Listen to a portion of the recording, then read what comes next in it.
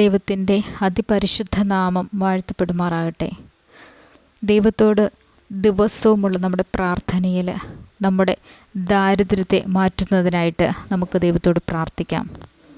സാമ്പത്തികമായിട്ട് മുൻപോട്ട് നിൽക്കുന്ന അവസ്ഥകളിലും നമുക്ക് പലപ്പോഴും ദാരിദ്ര്യത്തിലേക്ക് ചെന്ന് വീണു പോകാറുണ്ട്. സമ്പത്ത് നൽകുന്ന ദൈവം തന്നെ നമ്മളെ ദാരിദ്ര്യത്തിലേക്ക് തള്ളിവിടുന്നതാണോ എന്ന് പോലും നമ്മൾ ചിന്തിച്ചു പോകാറുണ്ട്. പലപ്പോഴും അധ്വാനിക്കുന്നത് നമുക്ക് അനുഭവിക്കാൻ സാധിക്കാതെ വരുന്ന വിഷമഘട്ടങ്ങളും നമ്മുടെ ജീവിതത്തിലുണ്ട്. ദൈവത്തോട് നമുക്ക് ദാരിദ്ര്യത്തെ മാറ്റുന്നതിനായിട്ട് പ്രാർത്ഥിക്കാം. സങ്കീർത്തനം 70:5 സങ്കീർത്തനം 70:5 ഞാനോ എളിയവനും ദരിദ്രനുമാകുന്നു. ദൈവമേ, എൻ്റെ അടുക്കൽ വേഗം വരണമേ. നീ തന്നെ എൻ്റെ സഹായവും എന്നെ വിടുവിക്കുന്നവനുമാകുന്നു. യഹോവേ, താമസിക്കരുതേ. ഇവിടെ ദൈവത്തോട് യാചിക്കുവാണ്. ഞാനോ എളിയവനും ദരിദ്രനുമാകുന്നു.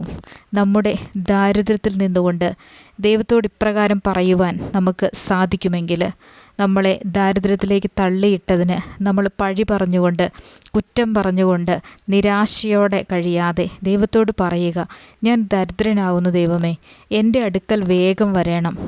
എന്നെ സഹായിക്കാൻ എൻ്റെ ദൈവമല്ലാതെ, എന്നെ ഇതിൽ നിന്ന് വിടുവിക്കാൻ എൻ്റെ കർത്താവല്ലാതെ മറ്റാരുമില്ല. യഹോവേ, താമസിക്കരുതേ എന്ന് യാചിച്ചു കൊണ്ടിരിക്കുക.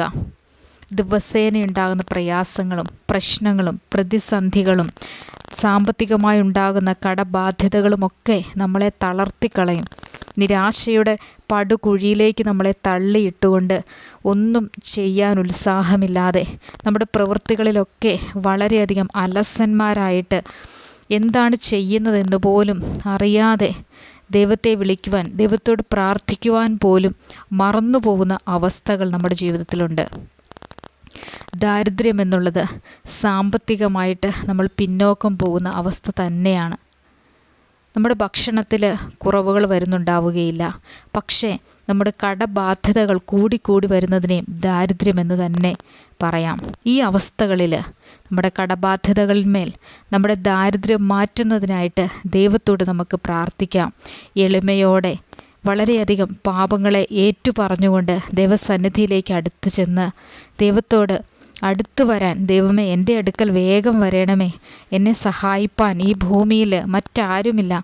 എൻ്റെ പ്രയാസങ്ങൾ അനുഭവിച്ചറിയുന്നത് ഞാൻ മാത്രമാണ്. എന്നെ അറിയുന്ന എൻ്റെ ദൈവം ഇതിൽ നിന്ന് എന്നെ വിടുവിക്കണമേ എന്ന് നമുക്ക് യാചിക്കാൻ കഴിയണം. യഹോവേ, താമസിക്കരുതേ. നോക്കിയിരുന്ന് മടുത്തു. നമ്മുടെ ദാരിദ്ര്യം മറ്റുള്ളവർക്ക് മുന്നിൽ നിന്ദിക്കപ്പെട്ടും പഴിക്കപ്പെട്ടുമുള്ള ജീവിതത്തിൽ നിന്നൊരു വിടുതലിനായിട്ട് നമുക്ക് പ്രാർത്ഥിക്കാം. ഓരോ ദിവസവും പലവിധ കാര്യങ്ങൾ ചെയ്യാൻ ആഗ്രഹമുണ്ടായിട്ടും സാമ്പത്തിക ഇല്ലാത്തത് മൂലം നമ്മുടെ കുഞ്ഞുങ്ങളുടെ പഠനമായിക്കോട്ടെ, നമ്മുടെ ഭവനത്തിൻ്റെ പണിയായിക്കോട്ടെ, നിന്നുപോയ അവസ്ഥകളിൽ നിന്ന് അത്ഭുതകരമായിട്ട് ദൈവം നമ്മെ വിടുവിക്കുന്നതിനായിട്ട് ദൈവത്തോട് നമുക്ക് പ്രാർത്ഥിക്കാം.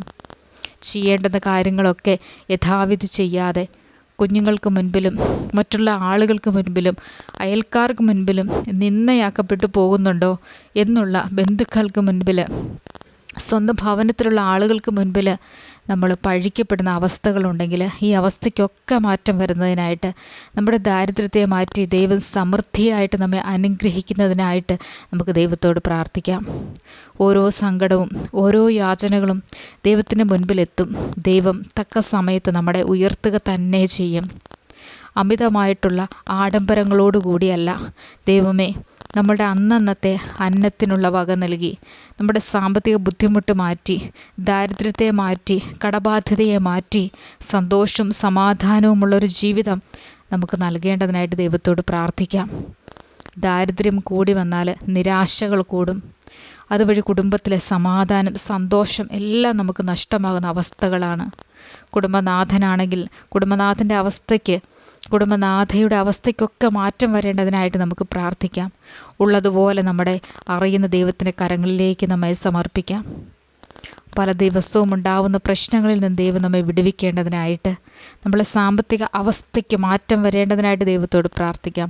തടസ്സങ്ങളെ മാറ്റിവരിക്കുന്ന ദൈവം ഈ ദിവസങ്ങളിൽ അത്ഭുതം നൽകുക തന്നെ ചെയ്യും. വിശ്വാസത്തോടു കൂടി ദൈവത്തോട് പ്രാർത്ഥിക്കുക. ദൈവം നമ്മെ സഹായിക്കട്ടെ. ആമേൻ.